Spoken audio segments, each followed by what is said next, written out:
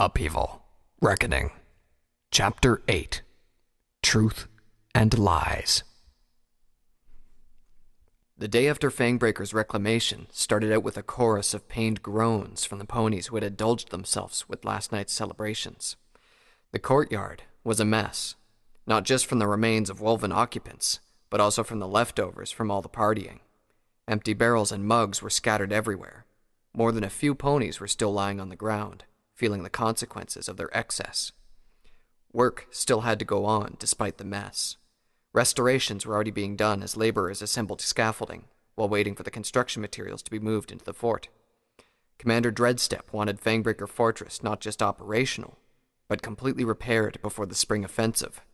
Working through the winter was a tall order, but a lot of the ponies stationed at Fangbreaker found themselves enthused. The harsh conditions will serve as an additional penance for even allowing the fort to reach such a state of disrepair. Though she had stayed up past midnight, Applejack was up with the dawn. It wasn't because she was needed for pressing matters, though. Until she received some kind of order from Vanguard or his higher-ups, she had to stay in this newly formed squad with her friends instead of going to infantry.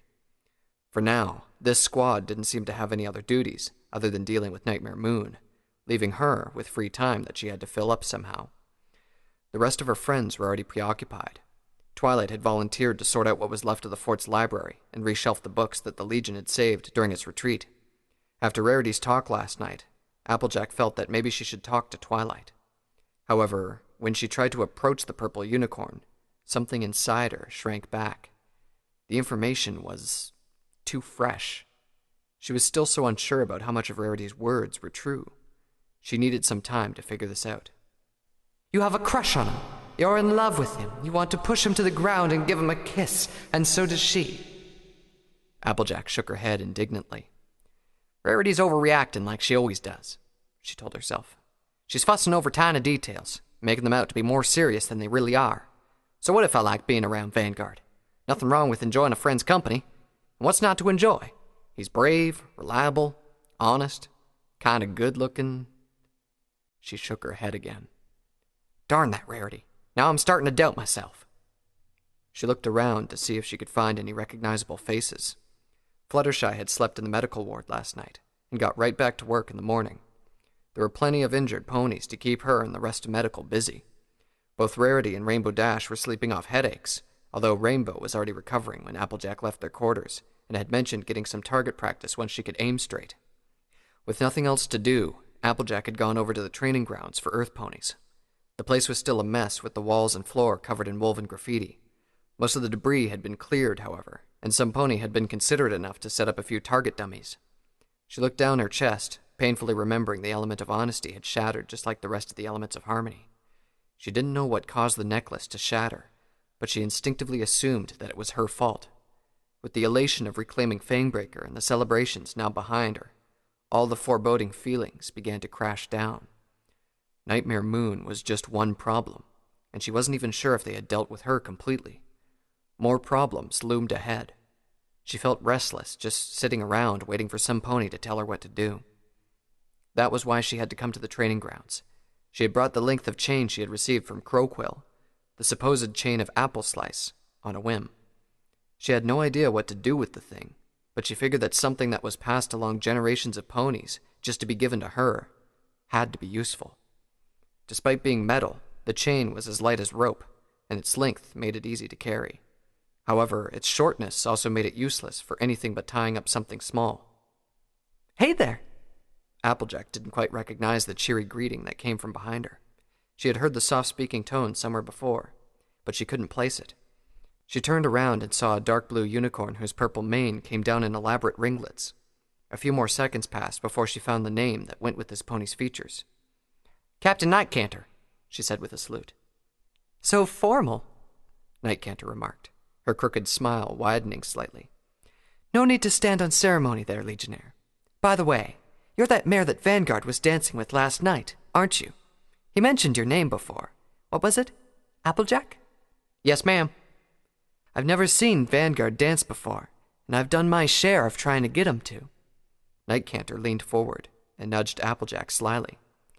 So what happened after that? Did you start rolling your oats once you got somewhere private? Rolling my oats? Applejack asked in confusion. No, ma'am. I'm more of an apple farmer. Don't know much about working with oats. I do have an uncle who tried his hoof in the oat business once. Her tone grew grim for a moment. The Oat family didn't take too kindly to that. The smile on Nightcanter's face lessened slightly. I meant, did you do some horizontal dancing? No, we just stuck to snake dodge. That was pretty hard, too. Not as hard as horizontal dancing, I reckon. How do you even do that? Nightcanter stared at Applejack incredulously, and then shook her head. Never mind, she muttered. I'll just assume you didn't do what I thought you might have done. More ponies began to enter the training grounds. Some of them worked on cleaning up the place, while the others started exercising to get rid of the lethargy brought about by last night's partying. Nightcanter focused on something else, her eyes landing on the chain that was currently coiled around Applejack's neck. So what do you have there? She asked. Not planning to strangle ourselves, are we? No, Applejack replied. This here chain's supposed to have belonged to Apple Slice, but I don't know what to do with it. Nightcanter's eyes widened. Apple Slice? She asked incredulously. As in the last great apple, Apple Slice. There's that title again. There are lots of great apples out there, not just whoever this pony is. Why, there's... Nightcanter put a hoof up. You can list off 100 of your chosen apples, Applejack. They might be great, but not in the same way Apple Slice was. May I have a look at that chain? Reluctantly, Applejack handed the length of chain to Nightcanter. The dark blue unicorn inspected it with her horn glowing. Obviously magical, she said. How'd you get this? Applejack narrated her encounter with Crowquill in Bastion City, while Nightcanter listened intently. She felt a little embarrassed having some pony focus on her so much as if it was something special. You should be honored, Nightcanter said. An enchanted weapon requires powerful magic. Magic, huh? Applejack remarked. Twilight mentioned that. I'm sure the unicorns here have a lot of those stashed away. Not really. We can create temporary ones with some effort, but an enchantment to last through centuries. A unicorn died to make this, Applejack. Probably several. A grim look flashed on Nightcanter's face, but she quickly replaced it with an enthusiastic smile. Anyway, there are lots of stories about Apple Slice bringing down Ursins by lassoing them, she suggested. Have you given that a try? Lassoing? Applejack asked skeptically. Just look at how short it is. Sure, I could lasso things with it, if those things were a spitting distance away. That's your earth poniness talking. My what? Your earth poniness. That stubborn, no-nonsense tendency of yours not to trust anything that you can't get a feel of with your senses. This is a magical object, an artifact even. You have to trust in its magic, not in what it looks or feels like. I've never used magic before, Applejack said. I'm no unicorn. Guess I'm better off giving this to Twilight or Rarity. Nightcanter's horn was still glowing as she stretched out the chain. Then you'd be handing them junk, she said. The enchantments here are pretty specific. Think about it. There aren't any stories about any pony in the Barrierlands wielding a magic chain after Apple Slice. You'd think some pony would have taken up some magical equipment. But no. One explanation I'd consider is that it doesn't work for just any pony. If you really are related to him in some way, you're the best candidate.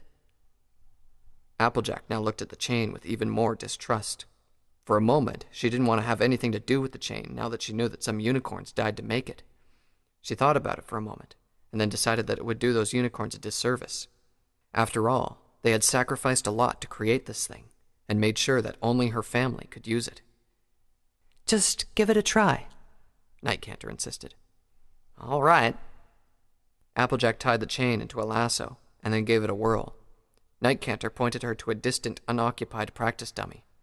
With a shrug, Applejack tossed the lasso, expecting the chain to jerk once it reached its very short maximum distance. The links stretched out, and then kept flying. Applejack nearly dropped the chain as she watched the looped end reach the target and land on point. Reflexively, she gave the chain a tug once it landed to tighten the loop. The target dummy snapped near its base and then clattered to the ground. Nightcanter walked forward and examined the extended chain. Force, she said with awe. The other ponies had noticed now and were moving in to see the strange weapon. Applejack chuckled nervously at the increasing attention. Sorry about the target, she said. I didn't mean to. I swear I just gave it a good tug. Did you really? Nightcanter asked. It boosts its wielder's strength, too. Probably important, seeing as trying to lasso, say, a rampaging Urson would be impossible without such an enchantment. The murmurs among the crowd flustered Applejack further. She pulled back the chain and wanted to put it away when the links suddenly clicked together, even going so far as undoing the loop. In an instant, she was holding a simple, short length of chain again. You lucky pony, Nightcanter said. To wield the weapon of the legendary Apple Slice. I'd cut off a leg for that honor. A loud, mocking snort came from the gathered ponies around them. Nightcanter frowned and then looked over to them. Who did that? She asked the crowd angrily. I did. An orange Pegasus stallion with a cropped, bright green mane stepped forward. Applejack noticed his barding, which was similar to the one Flight Captain Tailwind wore, including the special stylized wing. I heard what you were gushing about. Legendary Apple Slice, my flank. The stallion is a glorified murderer who dragged his ponies with him to a massacre. Hey, Applejack said indignantly. Don't you badmouth my family like that. You've only stayed in this place for a short time, the Pegasus said offhandedly. It only makes sense that you have no grasp of our history. He shifted his gaze back to Nightcanter. I'm surprised that a special operations captain is feeding a legionnaire the same sugar-coated tripe that they tell Earth Pony foals before bedtime. And I'm surprised that a flight captain thinks I won't strangle him with his own tail just for that snort, Nightcanter hissed. You better stay out of dark alleys, Sunray. You should hear the truth if you really are related in some way to Apple Slice, Sunray told Applejack. The stallion is no hero. During the division process, Princess Celestia chose the Apple family to settle in the Heartland. That same family cast Apple Slice out because he was a budding violent psychopath. He then worked his way up the Legion's ranks by being a ruthless murderer until he snapped, led his ponies against a horde of Ophodites, and got massacred. It was such an embarrassment that the Legion whitewashed the event as a heroic last stand. He looked at the chain with disgust. I can only imagine how many creatures he strangled to death with that thing. Celestia drill my backside, Nightcanter scoffed. You're one of those conspiracy nags. Don't listen to this idiot, Applejack. He's a damn chosen apologist who thinks Apple Slice must be garbage because his high and mighty clan tossed him out. The two ponies sized each other up, while the crowd continued to watch. Now, most of them were more for seeing what would happen between the two quarreling captains than checking out the mysterious chain. That's enough squabbling, another pony from the crowd said. It was a unicorn stallion this time, a bright blue one with a long curly white mane. You're both wrong anyway, he said haughtily.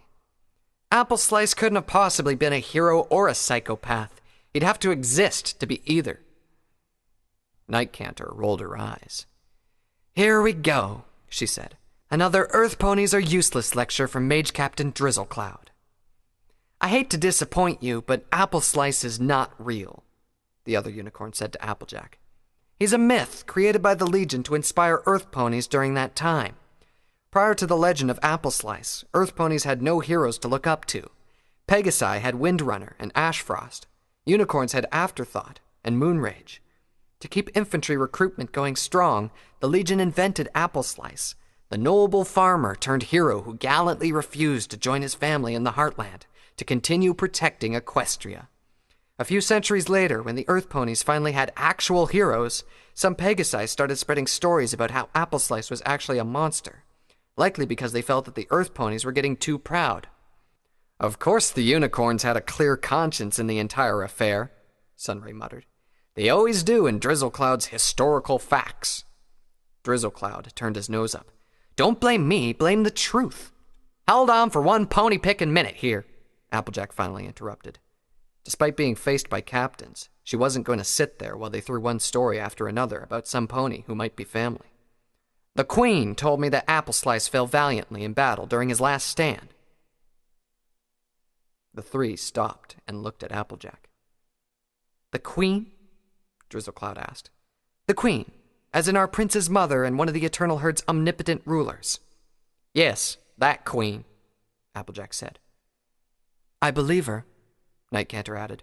I heard it from Vanguard Clash. The Queen spoke to our prince through this one. Then I will not doubt that the Queen did speak with you, Drizzlecloud replied. But as to what she actually told you, that I can throw some doubt on, What do you mean? Applejack asked angrily. Rather convenient to say that the Queen told you that, now that Apple Slice's story is the topic of the conversation. Are you calling me a liar? Applejack stepped closer towards Drizzlecloud. I oughta. You can roast me over a slow fire if you want, Drizzlecloud interrupted. It doesn't make you more truthful in any pony's eyes. You're better off showing proof.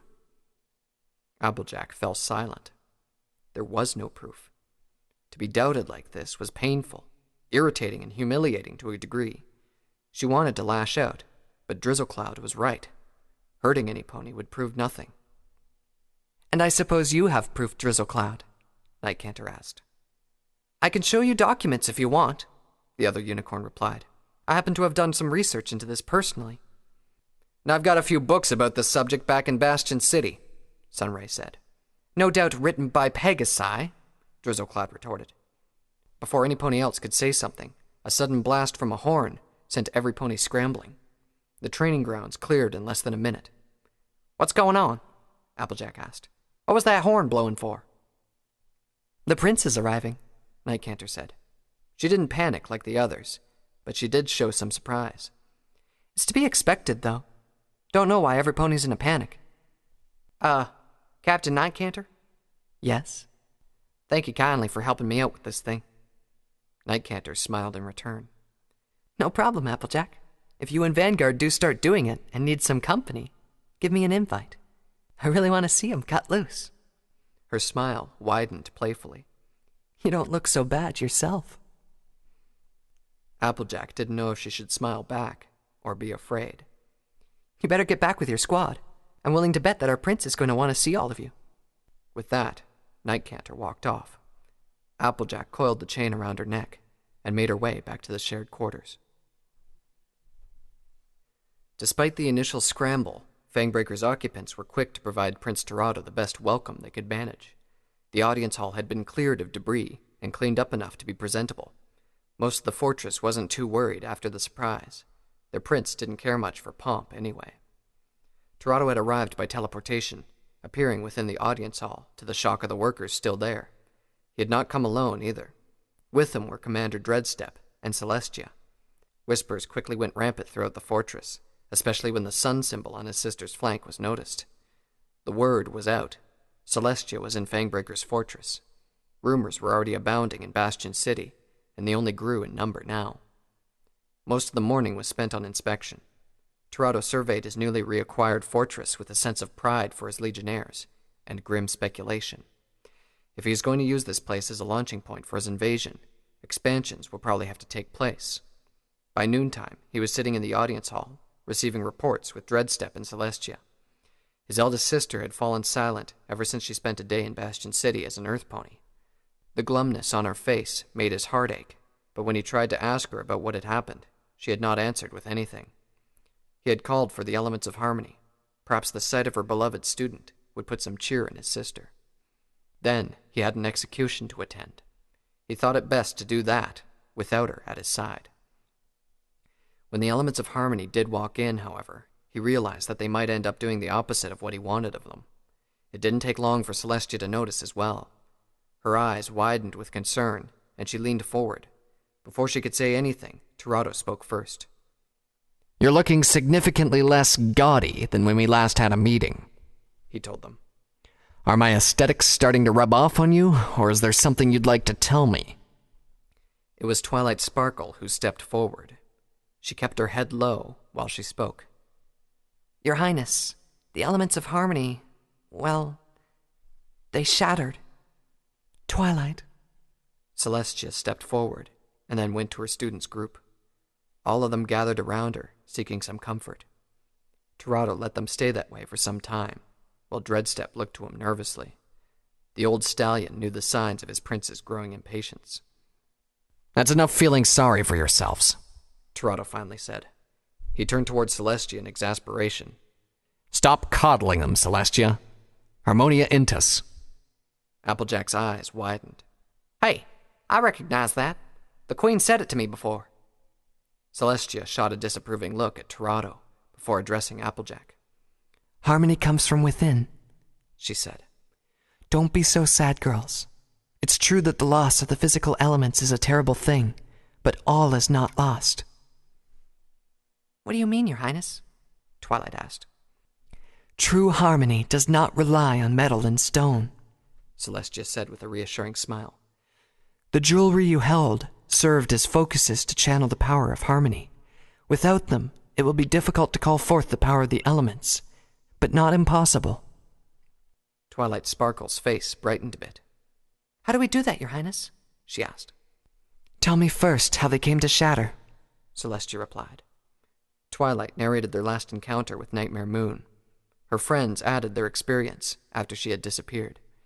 Celestia fell silent when Twilight mentioned the voices she heard when she was transported to the middle of nowhere. Torado also fell into a frowning contemplation. From what you've told me, I can only guess that you and your friends were not in harmony when you tried to use the elements, Celestia finally said. The devices sensed your great need and activated anyway, but the strain of doing so was too much. So, we broke the elements, Twilight said glumly. No, Twilight. You broke the devices, Celestia said firmly. Whatever has come between you and your friends must be dealt with, and then... She hesitated briefly before going on. It is difficult to explain. You must simply remember that harmony has personal as well as social aspects. You must grow in both. We will, Princess, Twilight said with determination. She looked to her friends, who nodded in return. Torado noticed that both Rarity and Applejack were doing so with less enthusiasm. I have full faith in you, Twilight. One more thing. Celestia leaned forward to whisper to her student. Curious, Torado listened in anyway. Later, I would like to talk to you about this Pyre Valor. Twilight nodded with less enthusiasm, and Celestia walked back to her place next to her brother. Good that you have that settled, he said. With Nightmare Moon gone, there won't be much of a need for you to remain a squad. I want you to return to your previous positions and concentrate on your training. Torado, perhaps you should let them see their families first, Celestia suggested. They were forced to leave their homes so abruptly. Torado paused to consider the option, and then returned his gaze to Twilight and the others. Would you like that? He asked them. Would you like to see your families? Oh, that would be lovely, Rarity said. The others nodded in agreement. Go then. I'll give you a couple of weeks. While you're there, I want you to help facilitate the drafts. Having fellow chosen tell them the importance of what needs to be done should move your neighbors along. You are dismissed. Twilight bowed along with her friends, and then left the audience hall. Once they were gone, Celestia turned towards Torado. Luna Lux Umbra and Solus Coruscaria, she said. She spoke quietly, just out of Dreadstep's hearing. The handmaidens of Oceanus. Is he on the verge of returning? He's one rebellion short, Torado replied. I had thought that all the betrayers had fallen into dormancy. I don't know how those two stayed up, but we'll deal with them when the time comes. Hopefully, with you back in full power. A knock on the doors of the audience hall drew both Alicorn's attention. The guards opened them, and a legionnaire entered and bowed low before them. Your Highness, we have a pony here who teleported into the fortress asking for an audience with you. You sound pretty urgent, Legionnaire, Torado said. Something else I should know? Yes, Your Highness. He said that his name was Blue Moon, leader of the Thorns, and that it was imperative that he see you at once. Torado's frown deepened at the mention of the name. Bring him in, he said. Torado, who is this pony? Celestia asked. Blue Moon is Black Rose's younger brother, Torado said. The Thorns served as her special tasks group. They should also be dead, but the fact that they aren't shouldn't come as a surprise when dealing with her. Torado felt his sister tense. Black Rose, the pony who had brazenly stole her power during that fateful day. It had been some time since he last heard of the newly formed Alicorn. He looked towards the doors and watched as a unicorn stallion, flanked by a pair of guards, walked through them. Blue Moon was so slender and delicately featured that it was easy to mistake him for a mare.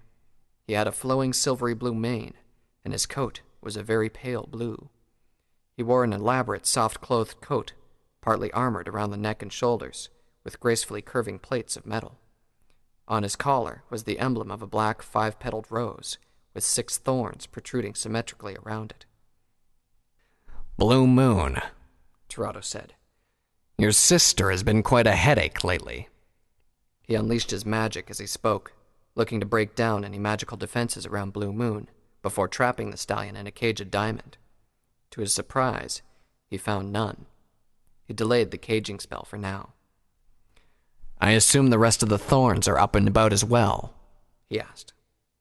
Blue Moon knelt, with his head held low. Lioncourt, Longstride, and Sablesteel have all been given their assignments, Your Highness, he replied. Rhapsody failed to revive, but Black Rose still has Warsinger, and only needs some pony skilled enough to play it. Frenzy Heart also failed to revive, and will have to be replaced completely. That's unusually informative, Tirado said.